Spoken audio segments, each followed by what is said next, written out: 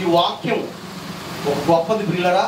ఇది ఏంటంటే ముత్యముల లాంటి మాటలు దేవుడు మన కోసం రాయించాడు. ఇందులో ఒక యాప్లిస్గా పెట్టిని తెరిచినప్పుడు మూత తీసి తెరిచినప్పుడు ప్రియులరా చక్కటి యాపిల్ స్కేలు అందులో పేర్చుంటాయి. కిందకెళ్తే మరలా పేర్చుంటాయి.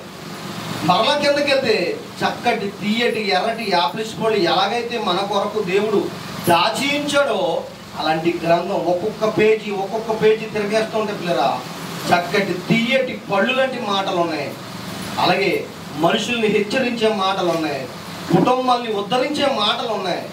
ఈ బైబిల్ అంటే పిల్లరా మహాజ్ఞాన గ్రంథం. ఇది బైబిల్ అంటే ఏంటమ్మా? మహాజ్ఞాన గ్రంథం. చాలా గొప్పది బైబిల్ పిల్లరా. ఇందులో మనిషి ఈ భూమి మీద ఎలా బ్రతకాలి, ఎలా ఉండాలి, పరలోకం ఎలా చేరుకోవాలని తండ్రి మన కోసం రాయించిన ఒక గొప్ప ప్రేమ లేఖ ఇది. తన కుమారులకు తన కుమార్తెలకు రాయించిన గొప్ప ప్రేమ లేఖ. 1 కొరింథీ రాసిన పత్రిక 9వ అధ్యాయం 24వ వచనం చదువుతాం పిల్లలు. ఒక అద్భుతమైన మాట చదువుదాం. 9వ అధ్యాయం 24వ వచనం చూద్దాం పిల్లరా.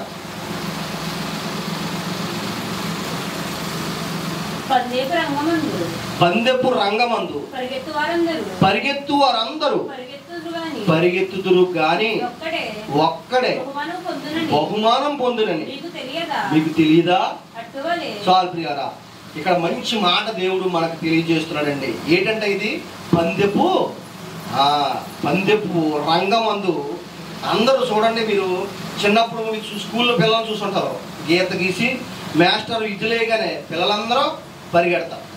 అవతల పక్కన ఉన్న గీత ఎవరైతే ముట్టుకుంటారో ఫస్ట్ ప్రైజ్ వచ్చేది వాళ్ళకి, అంతే కదా. అలాగే పెద్ద పెద్ద గేముల్లో కూడా అంటే జాతీయ జాతీయ ఈ యొక్క క్రీడా రంగాలు ఉంటాయి అన్నమాట. అంటే పోటీలు ఉంటాయి, పెద్ద పెద్ద పోటీలు, క్రికెట్ కానివ్వండి, కబడ్డీ కానివ్వండి, ఇలాంటివి పెట్టి మరి దేశవ్యాప్తంగా వరల్డ్ వ్యాప్తంగా మరి చక్కటి బహుమతులు ఇస్తూ ఉంటారు పిల్లరా. అందులో కూడా ఫస్ట్ వచ్చిన వాళ్ళకే ప్రైజ్ ఇస్తారు, అంతే కదా. సేమ్ ఎక్కడ కూడా ఎలాగైతే గీత మీద మరి విజిలేషన్గానే పరిగెడతారో ఎవరైతే ఫస్ట్ వస్తారో వాళ్ళకే ఫస్ట్ ప్రైజు దక్కుతుంది, అవునా కదా. అవును పిల్లరా, ఇక్కడ దేవుడు ఈ పరుగు పందెం గురించి ఎందుకు రాశాడు అసలు ఆలోచించండి. ఎన్నో పందాలు ఉన్నాయి కదా, క్రికెట్ ఉంది, కబడ్డీ ఉంది.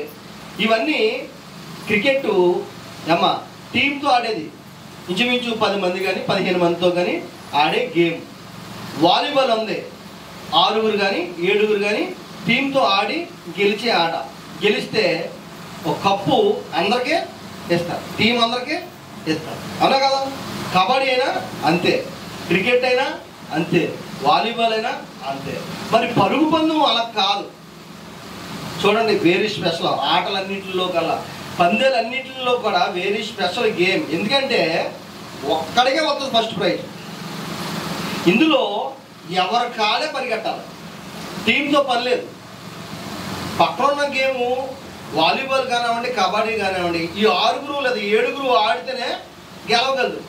కానీ ఈ పరుగు పందెం అలా కాదు, ఎవరి కాడే పరిగెట్టాలి. ఆలోచించండి, పరుగు పెడతామంటే ఇక్కడి నుంచి ఆ వాటర్ ట్యాంక్ దాకా పరిగెట్టమంటే ఎవరైనా పరిగెట్టేస్తారు, అవునా. కానీ పిల్లరా పరుగు పందెం అనేది 3 కిలోమీటర్లు పెడతారు. పోలీస్ ట్రైనింగ్కి వెళ్తారా? పోలీస్ ట్రైనింగ్లో ముందుగా పెట్టేది ఏంటంటే పరుగుల పందెం. దీంట్లో 1000 మంది పెడతారు. అందులో నగ్గేది ఎంతమంది తెలుసా? ఒక్కడే. తప్పితే సెకండ్ ప్రైజ్ అయితే 2, అంతే కదా. 100 మందికి పెట్టారు అనుకోండి, 100 మంది ఎంతమంది నగ్గుతారమ్మా? ఒక్కడే. ఆలోచించండి, ఈ పరుగుల పందెం గురించి ఎందుకు రాశాడు ఒకసారి మరలా చదువుతాం.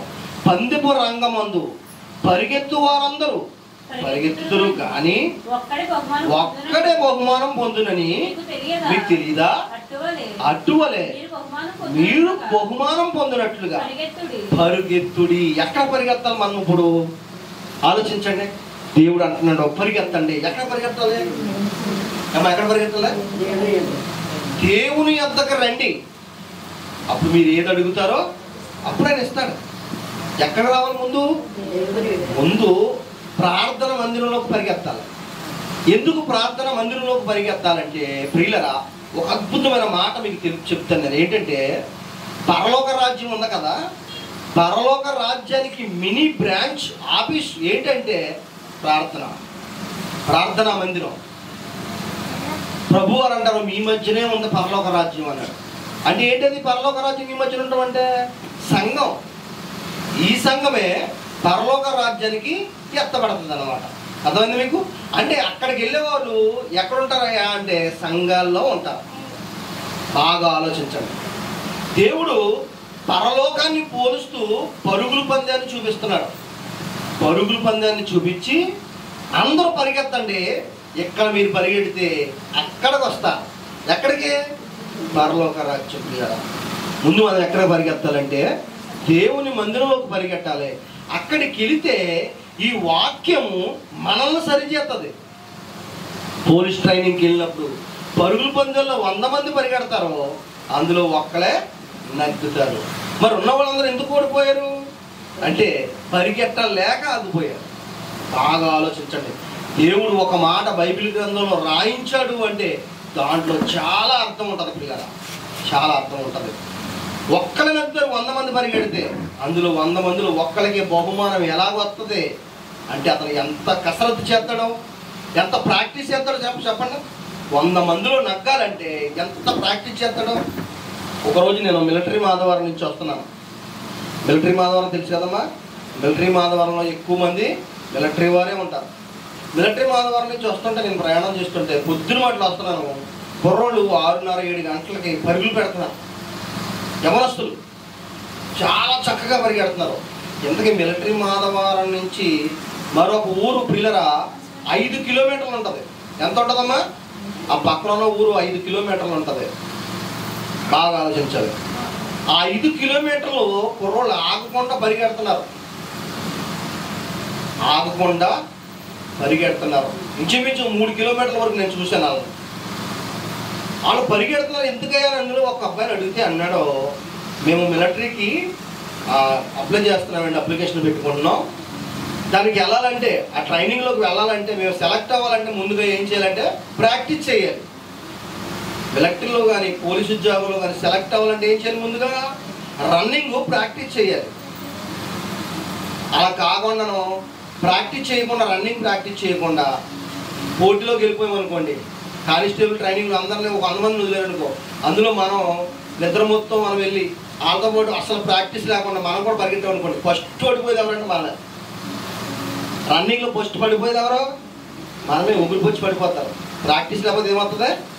ఒగురిపోయి వచ్చేస్తాయి, కాళ్ళు ఎప్పుడు వచ్చేస్తాయి, సగం లెక్క వెళ్ళినప్పటికీ కళ్ళు తిరిగి పడిపోతారు. అవునా కదా? అలాగా ప్రియులరా, వాళ్ళు ఏం చేస్తారంటే పోలీస్ ట్రైనింగ్ అయ్యేవారు, మిలిటరీకి వెళ్ళేవాళ్ళు ఏం చేస్తారమ్మా? ముందు ప్రాక్టీస్ చేస్తారు. పరుగు పెడతాం, రోజు ప్రాక్టీస్ చేస్తారు. వాళ్ళు ఒళ్ళంతా ఎలా ఉంటుందంటే చక్కగా కండలు వెలితిరిగిపోయి ఉంటాయి, కట్టుబడిపోయి ఉంటుంది. ఒగురు ప్రాదాలకి మనం మెట్లు దిగేటప్పుడు ఒగురు వచ్చారు, ఆ ఒగురు రాదు. ఎందుకని? రన్నింగ్ ప్రాక్టీస్ చేస్తూ ఉంటారు. అలాంటి వాళ్ళు మరి కానిస్టేబుల్ ట్రైనింగ్కి వెళ్ళినా, ఎస్ఐ పోలీస్ ట్రైనింగ్కి వెళ్ళినా, మిలిటరీ ట్రైనింగ్కి వెళ్ళినా ఏమవుతుందంటే ఒకసారి కాకపోతే రెండోసారైనా నగ్గడానికి అవకాశం ఉంటుంది. 100 మంది బ్యాచ్లో కనీసం 10 మంది అయినా సెలెక్ట్ అవుతారు. అవునా కదా? ఆలోచించండి. మరి దీనికి పరలోకాన్ని ఎందుకు చూపిస్తున్నాడు దేవుడు అంటే పిల్లల ఒక అద్భుతమైన మాట ఉంది ఇక్కడ. పందెపు రంగంలో అనేక మంది పరిగెడతారు కానీ ఒక్కలకే బహుమానం వస్తుందంట. సంఘంలోకి వచ్చే ప్రతి బిడ్డ కూడా ఏమా పరలోకం వెళ్ళడానికి సెలెక్ట్ అవ్వాలి. ఎక్కడ సెలెక్ట్ అవ్వాలి? దేవుని మందిరంలో సెలెక్ట్ అవ్వాలి. సేవకుల దృష్టిలో మంచి సాక్ష్యం పొందాలి. సంఘం దృష్టిలో మంచి సాక్ష్యం పొందాలి. బయటికి వెళ్ళి ఇంటి పక్కన వాళ్ళందరితో మంచి సాక్ష్యం పొందాలి. ఇంటి పక్క వాళ్ళ దగ్గరికి వెళ్ళి, అమ్మ మరి పలానా కుమారి గారు ఎలాంటి ఆవిడ, లేదా పలానా ఆవిడ సత్యవతి గారు ఎలాంటి ఆవిడ అంటే, అయ్యి బాబు ఆవిడ పైపు గొడవకు వచ్చిందంటే ఆవిడతో పళ్ళ బాబు. అవునా కదమ్మా? ఇలాగా. లేదా ఆవిడ కదిపామంటే మామూలుగా ఉండదండి బాబు నోరు. ఇలాంటి సాక్ష్యాలు ఉండకూడదు. క్రైస్తవులకు ఇలాంటివి ఉండకూడదు, ఇలాంటివి ఉండకూడదు. బయట వాళ్ళని అడిగినా, సంఘంలో ఉన్న సేవకులను అడిగినా, సంఘ బిడ్డలను అడిగినా, అమ్మ మంచిదండి. ఆవిడ ఎత్తిన తల మళ్ళీ దించదో, ఎవరిని పల్లెత్తి మాట అందో, ఎవరికైనా ఏదైనా సహాయం కావాలంటే చక్కగా చేస్తుంది. ఎప్పుడు ప్రార్థనలోనే ఉంటుందండి. ఎవరికైనా బాగోపోతే ఇంటికి వెళ్ళి మరి ప్రార్థన చేస్తుందండి. ఎవరికైనా ఏదైనా కొలతగా ఉంటే, చేతిలో డబ్బులు లేకపోతే, ఇంట్లో బియ్యం లేకపోతే వెళ్ళి సాయం చేద్దండి. సంఘంలో వాళ్ళకే కాకుండా బయట వాళ్ళకి కూడా సాయం చేద్దండి అనే ఓ చక్కటి సాక్ష్యం ఉండాలి ప్రియులారా. ఉందా? ఈరోజు సంఘాలు ఉన్న వారికి ఉందా ప్రియులారా? ఆలోచించండి. నన్ను తిట్టుకున్నా ఇష్టమే, దేవుని వాక్యం చెప్పాలి కదా. అలాగా సంఘంలోకి వస్తున్న బిడ్డలకు ఇలాంటి సాక్ష్యం ఉందా? ప్రభువు ప్రియులారా, పాపులుగా దుర్మార్గులుగా ఉన్న మన కొరకే ప్రాణం పెట్టాడు ప్రభు. మరి క్రీస్తును పోలి నడుచుకున్న మనము, క్రీస్తు యొక్క ఆలోచనలు, క్రీస్తు యొక్క పనులు మనలో ఉన్నాయా? ఆ ప్రేమతత్వం మనలో ఉందా ప్రియులారా? ఆలోచించండి. అందుకే అన్నాడు ప్రభువు, ముందు సంఘంలోకి పరిగెట్టండి, సేవకులు చెప్తున్న మాటలు తూచ తప్పకుండా పాటించండి, బైబిల్ చెప్తున్న మాటల్లో ఆచరించండి, మీ హృదయాల్ని కడుక్కోండి. ఆలోచించండి, ఎంత బాగుంది మాట. బందెపు రంగంలో అనేక మంది పరిగెడతారు, కానీ ఒక్కడికే బహుమానం వస్తుంది. మీరు పరిగెత్తుంది అన్నాడు. ఎక్కడ పరిగెత్తాలంటే పిల్లల వాక్యాన్ని చదువుతూ దేవుని యొక్క సహవాసంలోకి పరిగెత్తాలి. పరలోకం కోసం, పరలోకం పోగొట్టుకోకుండా ఉండాలంటే దేవుని మందిరంలోకి రావాలి. దేవుడు చెప్పే మాటలు, వాక్యం చెప్తున్న మాటలు హృదయంలో పెట్టుకోవాలి ప్రియులరా. ఆలోచించండి. ఇలాగ కొంతమంది ప్రియులరా సంఘంలోకి వెళ్తూ కూడా అనేక మంది మోసపోయిన వాళ్ళు ఉన్నారు, జారిపోయిన వాళ్ళు ఉన్నారు. మీకు అర్థమైందా? అనేక మంది జారిపోయారు, అనేక మంది మొదటి శతాబ్దంలో కట్టబడ్డారు, దేవుల్లో విశ్వాసంగా ఉన్నారు. కొంతమంది కష్టం వచ్చేటప్పుడు జారిపోతారు. మీకు అర్థమైందా? కొంతమంది పెళ్ళి అవ్వలేదని ప్రార్థన మానేసిన ఉన్నారు. ఏమవ్వలేదని? పెళ్ళి అవ్వలేదని ప్రార్థన మానేసి ఉన్నారు. చూడండి, కొంతమందికి శోధన వచ్చినప్పటికీ, కొంతమంది శ్రమ వచ్చినప్పటికీ మా ఆయదారి దేవుడు ఎందుకు వచ్చిన దేవుడిని విడిచిపెట్టి వెళ్ళిపోయిన ఉన్నారు. అదా విశ్వాసం. ఆలోచించండి. ఏమండి, మొదటి శతాబ్దంలో ఎలా ఉన్నారు చూడండి. ఎబ్రీ పత్రిక, కొరింథీ రాసిన మొదటి పత్రిక 8వ అధ్యాయం మొదటి వచ్చిన చూడండి. 2 కొరింథీ పత్రిక 8వ అధ్యాయం మొదటి వచ్చిన చూడండి, ఎంత అద్భుతమైన మాట ఉందో. మొదటి కొరింథీ 2 కొరింథీ 8 పోండి. 2 కొరింథీ 8వ అధ్యాయం మొదట వచ్చిన ఎంత బాగుంటుంది చూడండి ఆ మాట.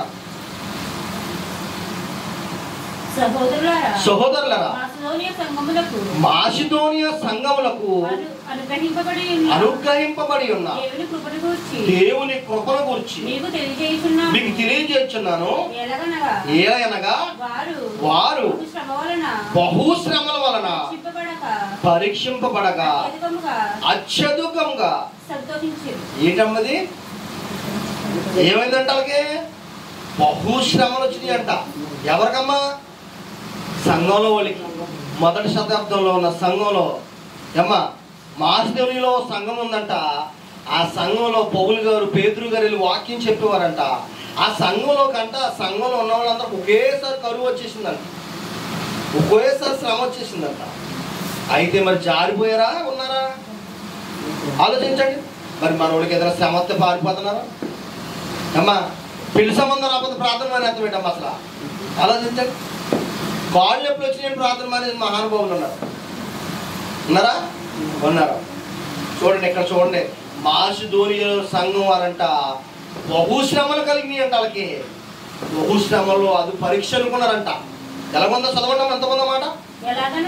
ఎలాగనగా వారు బహుశ్రమల వలన పరీక్షింపబడగా అత్యధికముగా సంతోషించిరి, మరియు వారు నిరుపేదలైనను వారి దాతృత్వము బహుగా విస్తరించిందంటే. వాళ్ళు నిరుపేదలంట. ఎవరాళ్ళు?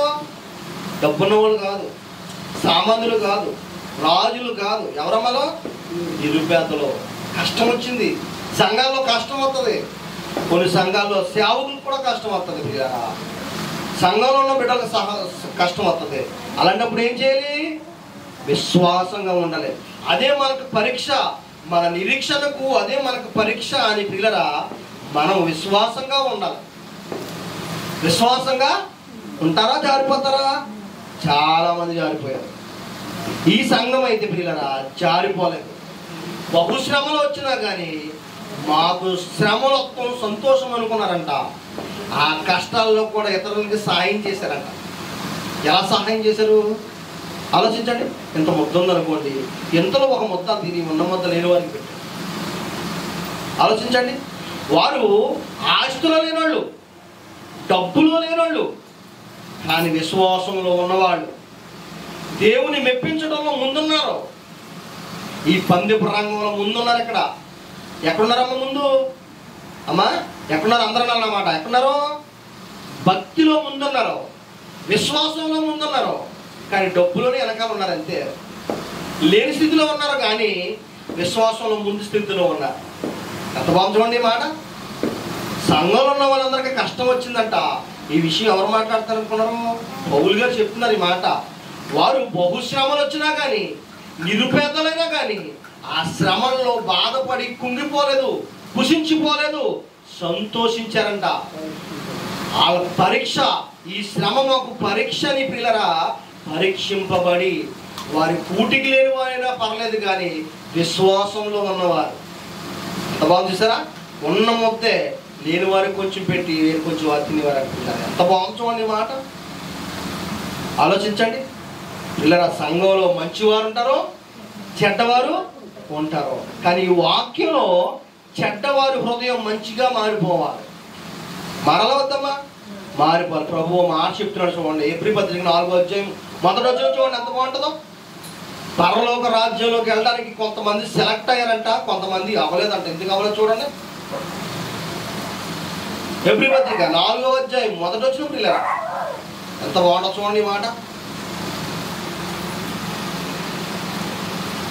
ఎబ్రీ పత్రిక 4వ అధ్యాయం 1వ వచనం. ఆయన యొక్క విశ్రాంతిలో ప్రవేశించుదుమను వాగ్దానము ఇంకా నిలిచి ఉండగా మీలో ఎవడైనను ఒకవేళ ఆ వాగ్దానము పొందకుండా తప్పుపోవునేమో అని భయము కలిగి ఉండాలంట. ఏం కలిగి ఉండాలంట? మనకు పరలోకం ఇస్తానన్నాడు కదా దేవుడు. ఒకవేళ తప్పుపోతామేమో, అమ్మ పాపంలోకి జారిపోతామేమో అని భయం కలిగి ఉండాలంట. దేవుని యందు ఎవరైతే భయభక్తులు కలిగి ఉంటారో వాళ్ళ పాపం చేయరండి. దేవుడికి భయపడేవారు ప్రియులరా పాపానికి భయపడతారు. దేవుడికి భయపడిన వారు పాపం చేయడానికి భయపడతారు. ఆలోచించండి. ఏమంటే ఈ రోజుల్లో సంఘాల్లో చాలా బిడ్డలను చూశాను నేను. అమ్మ చాలా మంది బిడ్డలను చూశాను. ఒకరు ఉన్నారు, చెడిపోయిన వాళ్ళు ఒకరు ఉన్నారు అనుకోండి. వీళ్ళని చూసి వీళ్ళని ఫాలో అయ్యే ఉంటారు కదా, 2 3 ఉంటారు కదా ఫ్రెండ్స్. ఏమా మంచిగా ఉంటే పర్లేదు, ప్రార్థనలో ఎదిగితే పర్లేదు, పాటల్లో ఎదిగితే పర్లేదు, దేవుని సహవాసంలో ఎదిగితే పర్లేదు. అలా కాకుండా పాపంలో ప్రవేశించారనుకోండి, పాపంలోకి వెళ్ళిపోతున్నారనుకోండి, వీళ్ళని చూస్తూ వీళ్ళతో సహవాసం చేసిన వాళ్ళు కూడా ఏమైపోతున్నారు కూడా, వీళ్ళు కూడా పాపంలోకి జారిపోతున్నారు. వీళ్ళందరూ ఎవరు? క్రైస్తవ బిడ్డలే. అన్యుల గురించి నేను మాట్లాడతలేదు పిల్లరా, క్రైస్తవ బిడ్డలే. మన కుటుంబాలే, మన క్రైస్తవ కుటుంబాలే. మన 3 ఫ్రెండ్స్ ఉన్నారనుకో, ఒక ఆవిడ పాపంలోకి వెళ్ళిపోయింది అనుకో, ఉన్న 2 కూడా ఏమవుతున్నారు? వీళ్ళు కూడా పాపంలోకి వెళ్ళిపోతున్నారు. అంటే ఈవిడ కట్టుకునే చీర, ఈవిడ కట్టుకునే మరి బంగారం, అమ్మా ఈవిడ కట్టుకునే చీర, తప్పు చేసే ఆవిడమో ఎక్కువ రేటు చీర కట్టుకుంటుంది. లేనవిడ తప్పు చేయని వారు తక్కువ రేటు చీర కట్టుకున్నవాడికి వీళ్ళకి ఎలా ఉంటుంది ఆలోచించండి. అలాగా ఈవిడి ఉన్నవాళ్ళు కూడా మోసం చేసేస్తుంది, పాడు చేసేస్తుంది. ఇలాగ ప్రియుల సంఘంలో చాలా మంది పాడైపోయారు. నేను చూశాను కొన్ని సంఘాలు ఎలా ఉన్నాయంటే, సంఘంలోకి వెళ్తున్న బిడ్డలు ఎలా ఉన్నారంటే ప్రియులరా, ఒకరిని చూసి ఒకరు భక్తిలో ఎదగాలి, కానీ ఒకరిని చూసి ఒకరు పాపంలోకి జారిపోతున్నారు. పాపం సేవకులు మంచి మాటలు చెప్తారండి. ఏమండి నేను చెప్పిన సంఘాల్లో ఉన్న సేవకులు మంచి మాటలే చెప్తారు, పాపం మంచి మాటలే చెప్తారు. మరి ఇన్నేవాళ్ళు వినాలి కదా. విన్న మాటలు ఆచరించాలి కదా. వాక్యం చెబుతున్నప్పుడు సేవకులు ఆ మాటలు విని వాటి ప్రకారంగా నడుచుకుంటే పాపంలోకి వెళ్ళకుండా ఉంటారు. అలా కాకుండా ఒక చెవి లోకానికి ఒక చెవి వాక్యానికి వెళ్తే హృదయం స్పందించదా, మారుతుందా? చెప్పండి పిల్లరా. ఏమండి, ఇదో ముందు చూసాం మనం, మాసిదోనియా సంఘం వారు బహుశ్రమలు వచ్చినా కానీ ఆ శ్రమను మనకు పరీక్ష, పరలోకానికి మనం సెలెక్ట్ అవ్వాలి. మనకు పరీక్ష, ఆ శ్రమల్ని మనం నిలబడితే పరలోకం వెళ్తామని చెప్పి ఆ శ్రమంలో కూడా బహు సంతోషించారంట. సంతోషించారమ్మా? సంతోషించారు. వారు నిరుపేదలే, ఆయన క్రీస్తు ప్రేమలో ఉన్నవారు, విశ్వాసంలో ఉన్నవారు, సహవాసంలో ఉన్నవారు. ఆలోచించండి. ఇప్పుడు ప్రభు చెప్తున్న మాట, పౌలు గారు చెప్తున్న మాట, ప్రియపత్రికలో మాట చెప్తారు చూడండి, ఎంత బాగుందన్నమాట. కింద నుంచి చదవమ్మా. వారికి ప్రకటింపబడినట్లు మనకు సువార్త ప్రకటింపబడిను గాని వారు వినిన వారితో విశ్వాసం గలవారే కలిసి ఉండలేదు. చూసారా? పైనుంచి చూడండి ఎంత బాగుందన్నమాట. ముందు చెప్తున్నాడు కదా, వాగ్దానం చేసాడు దేవుడు మనకు పరలోకం గురించి. మరి నువ్వు వినాలి కదా వాక్యం, తప్పు చేయకుండా ఉండాలి కదా. నీకు వాక్యం తెల్దా? తెలిసేదల్లా? తప్పు చేస్తే, పాపం చేస్తే పరలోకం వెళ్ళమని తెలీదా? తెలిసినా కానీ తప్పు చేసి, తెలిసినా కానీ పాపం చేస్తే మరి పరలోకం వెళ్ళగలుగుతారు? ఆలోచించండి. అందుకే అంటున్నాడు, చూడండి ఎంత బాగుందన్నమాట. ఫస్ట్ నుంచి చదవమ్మా. ఆయన యొక్క విశ్రాంతిలో ప్రవేశించదుమును, వాగ్దానము ఇంకా నిలిచి ఉండగా మీలో ఎవడైనాను ఒకవేళ ఆ వాగ్దానము పొందకుండా తప్పిపోవునేమో అని భయము కలిగి ఉందుము. వారికి ప్రకటింపబడినట్లు మనకును సువార్త ప్రకటింపబడిను కానీ వారు వినిన వారితో విశ్వాసం గలవారే కలిసి ఉండ. విశ్వాసం కలిగిన వారితో విశ్వాసం లేని వారు కలిసి ఉండలేకపోయారంట. కొంతమంది విశ్వాసంగా ఉన్నారు, విశ్వాసంగా ఉన్న వారితో విశ్వాసం లేని వారు సహవాసం చేసి విశ్వాసం లేకుండా వెళ్ళిపోరంటారు. ఈ మాటలు వాళ్ళ హృదయంలోకి వెళ్ళలేదు. మీకు అర్థమైంది? ఇందాక చెప్పారు కదా, పరుగు పందెంలో 100 మంది పరిగెట్టినా గెలిచేవాడికి బహుమానం ఒక్కడికే వస్తుంది. ఆలోచించండి పిల్లరా. పరలోకం అనే పందెంలో మనం అందరం గెలవాలంటే విశ్వాసంగా ఉండాలి, భక్తిగా ఉండాలి, నీతిగా ఉండాలి, యథార్థంగా ఉండాలి. సంఘంలోకి వెళ్ళే వాళ్ళందరూ పరలోకం వెళ్ళిపోతారు, సంఘంలోకి వెళ్ళే వాళ్ళందరూ విశ్వాసులు అయిపోతారు అని కాదు. అలా అనుకోకండి పిల్లరా. ఎవరి కాలే భక్తిది. అందుకే పందెపు రంగం ఇది. ఏంటమ్మిది? పరుగులు పందెం ఇది. ఎవడ కాలే పరిగెట్టాలి. ఆలోచించండి. నేను పరిగెడితే నా భార్య, నేను నగ్గితే నా భార్య కూడా బహుమతి ఇస్తారా? ఎవరో. నేను నగ్గితే నా పిల్లలకు బహుమతి ఇస్తారా? ఎవరో. ఎవరి కాలే గెలిచి తెచ్చుకోవాలి ఈ పరలోకం అనే బహుమానం పిల్లరా. అదే అన్నాడు. ఇప్పుడు చదవ 2వ వచనం. వారికి ప్రకటింపబడినట్లు మనకు సువార్త ప్రకటింపబడిన కానీ వారు వినినా వారితో విశ్వాసం గలవారే కలిసి ఉండలేదు. విశ్వాసంలో కలిసి ఉండలేదు గనుక విన్న వాక్యము వారికి నిష్ప్రయోజనం అయిపోయిందంట. ఆలోచించండి అమ్మా. జ్వరానికి తలకాబోడికి ట్యాబ్లెట్ తెచ్చుకున్నారమ్మా. 2 ట్యాబ్లెట్లు తెచ్చుకున్నారు. జ్వరానికి ఒకటి, తలకాబోడి కూడా ట్యాబ్లెట్ తెచ్చుకున్నారు కదా. 2 ట్యాబ్లెట్లు తెచ్చుకుని డాక్టర్ గారు ఒకటి తలకాబోడి వస్తుంది కాబట్టి తలబోటు జ్వరం తగ్గడానికి పిల్లలు ఇప్పుడు వేసుకో, భోజనం చేసిన వెంటనే వేసుకోమని అనుకోండి. మీరు ఇప్పుడు వేసుకోకుండా సంవత్సరంన్నర తర్వాత వేసుకుంటే ఏమవుతుంది? ఎక్స్పైర్డ్ అయిపోతుంది. మందు కూడా విషంగా మారిపోతుంది. మందు కూడా ఏమవుతుంది? విషంగా మారిపోతుంది. అది అంటాడు, దీపం ఉండగా ఇల్లు చక్క పెట్టుకోవాలి. వాక్యం వినగానే, మనకు వయసు ఉండగానే, మనకు ప్రాణం ఉండగానే మారు మనసు పొందేయాలి. ఇంకా దానికి టైం ఇవ్వకూడదు. సంవత్సరం చూద్దాం, వచ్చే సంవత్సరం చూద్దాం అనుకోకూడదు. వచ్చే సంవత్సరం దాకా నీకు ఎవరు గ్యారంటీ ఇస్తాడు? అమ్మా 50,000 పెట్టుకున్న టీవీకే గ్యారంటీ ఉండట్లేదు. ఇక్కడ ఉంటుందా? మనిషికి ఎవరు గ్యారంటీ ఇస్తాడు? అందుకే పిల్లరా, దీపం ఉండగా ఇల్లు చక్క పెట్టేసుకోవాలి. అంటే ప్రాణం ఉండగా నువ్వు బాప్తిసం తీసుకోవాలి, మారు మనసు పొందేయాలి. బాప్తిసం తీసుకున్నాం కదా మేము పరలోకం వెళ్ళిపోతుంటే మారు మనసు లేదే కుదరదు. ఈ శరీరానికి, ఈ మొండానికి తలకాయ ఎంత అవసరమో పిల్లరా, ఈ బాప్తిసం అనే మొండానికి ఈ తలకాయ విశ్వాసం అనేది, మారు మనసు అంత అవసరము. ఈ రెండు ఉంటేనే పరలోకం వెళ్తాం. మారు మనసు లేకపోతే వెళ్ళలేము. నువ్వు అదే అంటే అక్కడ లాస్ట్ వచ్చిన విన్న వాక్యము వారికి నిష్ప్రయోజనం అయిపోయిందంట. ఏమైపోయిందంట? నిష్ప్రయోజనం చేశారంట. వినలేదు వాక్యం, విన్న వాక్యాన్ని పట్టించుకోలేదు, పట్టించుకున్న దాన్ని ఆచరించలేదు ప్రియులరా, ఆచరించలేదు. ఇది మంచి ఉదాహరణ చెప్తాను. ఏమంటే 2 బీరకాయ విత్తనాలు అట్టుకెళ్ళి మట్టిలో శుభ్రంగా మట్టి తీసి, మట్టిలో ఒక ఇంత పొడుగులు ఇంత గొయ్యి తీసి గోతులేసి, విత్తనాలు 2 గోతులేసి కొన్ని నీళ్ళు వేస్తే 6 రోజుల తర్వాత మొక్క వస్తుందా? మొక్క వచ్చిన తర్వాత పాదు వచ్చి పాదుకి కాయ కాతే.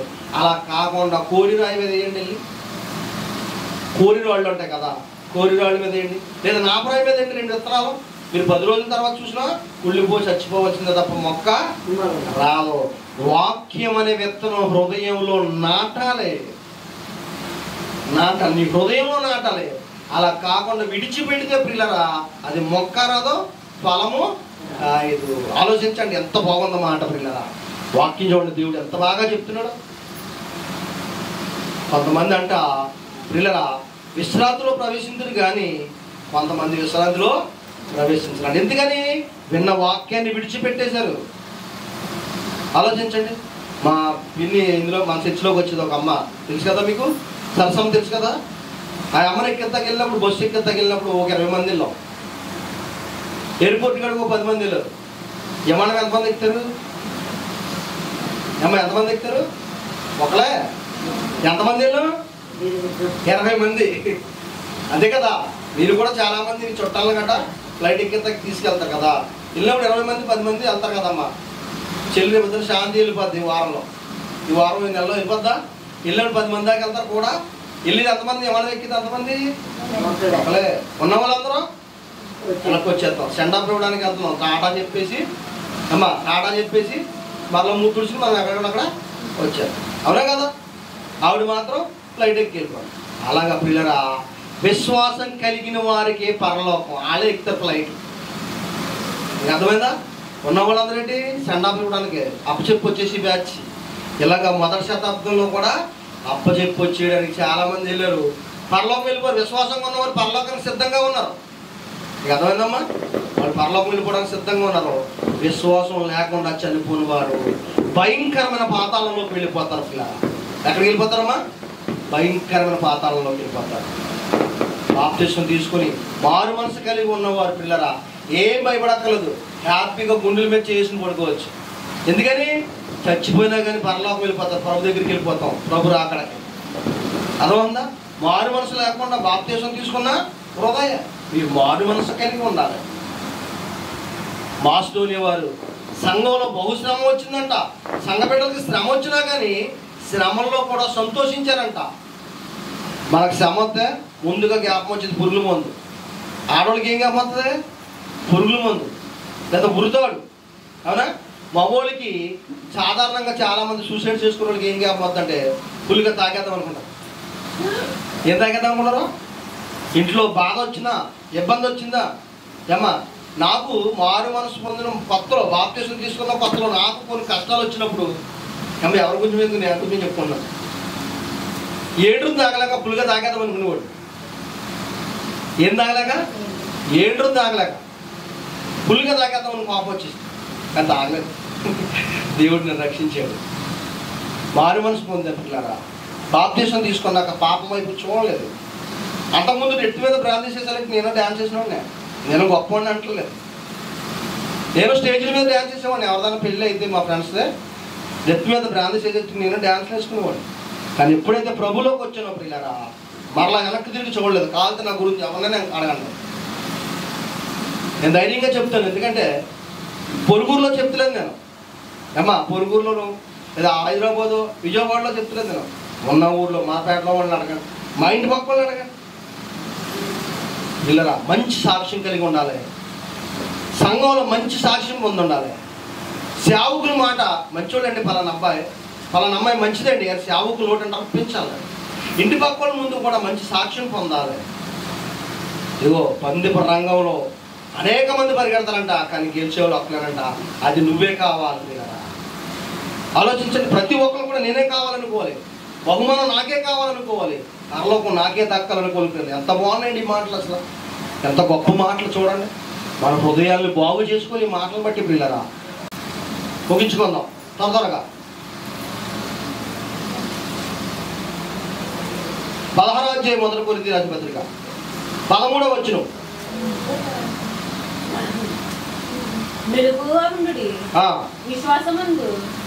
మొదటి కొరింథీ రాసిన పత్రిక 16వ అధ్యాయము 13వ వచనం. మెలుగుగా ఉండండి, విశ్వాసమందు నిలకడగా ఉండండి. మెలుగుగా ఉండడం అంటే ఏంటమ్మా? అమ్మా మెలుగుగా ఉండడం అంటే ఏంటి? రాత్రిపూట నిద్రవద్దని కాదు. మెలుగుగా ఉండండి అంటే మీ పక్కన వాడి ద్వారా నువ్వు పాడవకుండా ఉండడం కోసం మెలుగుగా ఉండండి. నీ పక్కన ఉన్నవాడు నిన్ను పాపంలోకి దించేస్తాడు కాబట్టి మెలుగుగా ఉండండి. పక్కన ఉన్న వాళ్ళ ద్వారా ఏమైపోతారో, పక్కన ఉన్న వాళ్ళ ద్వారా ఏమైపోతారమ్మా? పాపంలోకి జారిపోతారు. కాబట్టి పాపంలోకి జారిపోకుండా ఉండాలంటే ఏం చేయాలి? బాగా ఆలోచించాలి. పాపంలో జారిపోకుండా ఉండాలంటే ఏం చేయాలమ్మా? మెలుగుగా ఉండండి, మీ భక్తిని కాపాడుకోండి. అమ్మా ఏం చేయాలండి? మన భక్తిని కాపాడుకోవాలి. మెలుగుగా ఉండడం అంటే పక్కన ఉన్నవాడు మన ఇల్లు దోచుకుపోతాడానికి ఏం చేస్తావు? దొంగలు తిరుగుతున్నారు ఊళ్ళో అంటే మెలుగుగా ఉంటావు ఉండవా? అవునా? ఇంటిని దొంగలు దోచుకుపోతున్నారంటే మెలుగుగా ఉంటాం కదా. మరి ఈ ఇంటిని, హృదయాన్ని ఇలా పాడు చేసేవాడు కొంతమంది ఉంటారు. వాళ్ళ విషయంలో మెలుగుగా ఉండండి, తెలివితేటలుగా ఉండండి, పాడైపోకండి. వాళ్ళు ఎక్కడ రమ్మంటే అక్కడికి వెళ్ళకండి. వాళ్ళని మీతో పాటు దేవుని మందిరంలో తీసుకురావడానికి ప్రయత్నించండి, వాళ్ళకు వాక్యం చెప్పడానికి ప్రయత్నించండి. ఎంత గొప్ప మాటలు చూడండి. మెలుగుగా ఉండి, విశ్వాసం ముందు నిలకడగా ఉండి. విశ్వాసం ఎలా ఉండాలంట? నిలకడగా ఉండాలి. అటో అడుగు ఇటో అడుగు వేయకూడదు. విశ్వాసం ముందు నిలకడగా ఉండి, విశ్వాసమందు నిలకడగా ఉండండి, పౌరుషం గలవారైండు, బలవంతులై ఉండాలి. దేంట్లో బలవంతులు అంటే ప్రియులారా, మన తినడం మనం ఎక్సర్సైజ్ చేయమని కాదు. బలవంతం అంటే వాక్యంలో బలవంతంగా బలంగా ఉండాలి. అక్కడ వాక్యం నేర్చుకోవాలి. ఏం నేర్చుకోవాలమ్మా? అబ్రహాం గారు ఎలాగంటే నా యొక్క కిందకి చూడకూడదు. ఇసాక్ గారు ఎవరంటే నా యొక్క కిందకి చూడకూడదు. టకటకమని చెప్పాలి. అంటే బైబిల్ మీద ప్రియులారా మీకు మంచి పట్టు ఉండాలి, సహవాసం కలిగి ఉండాలి. వాక్యంలో నాకు చదవడం రాదు కదండి అంటే వినే మాటల ద్వారా కూడా జ్ఞాపకం ఉంచుకోవాలి. అదంతా మీకు విశ్వాసంలో నిలకడగా ఉండండి, పౌరుషం కలిగి ఉండండి, బలం కలిగి ఉండండి. వాక్యం పట్ల బలం కలిగి ఉండండి, విశ్వాసంలో బలంగా ఉండండి, దేవుళ్ళలో బలంగా ఉండండి. ఎవరికి గెట్టినా పడిపోకూడదు. అనేక మంది నేను పాడు చేయడానికి వస్తారు, పాపంలోకి లాగేస్తాకు వస్తారు. నువ్వు గెంటినా కానీ పడకూడదు, వాళ్ళు లాగినా కానీ పాపంలోకి పడకూడదు. అంత బలంగా విశ్వాసంగా ఉండాలి. ఆలోచించండి. ఇల్లుని పిల్లర్స్తో కడితే కింద నుంచి పిల్లర్స్ వేసుకుంటా, భూమిలో నుంచి పిల్లర్స్ వేసుకొచ్చి పునాది వేసి రాతి మీద కడితే ఇల్లు ఆగుద్ది. ఇసుకలో కట్టిన ఇల్లు ఆగదు, పడిపోతుంది. నీ భక్తి విశ్వాసంలో ఉండాలి పిల్లరా.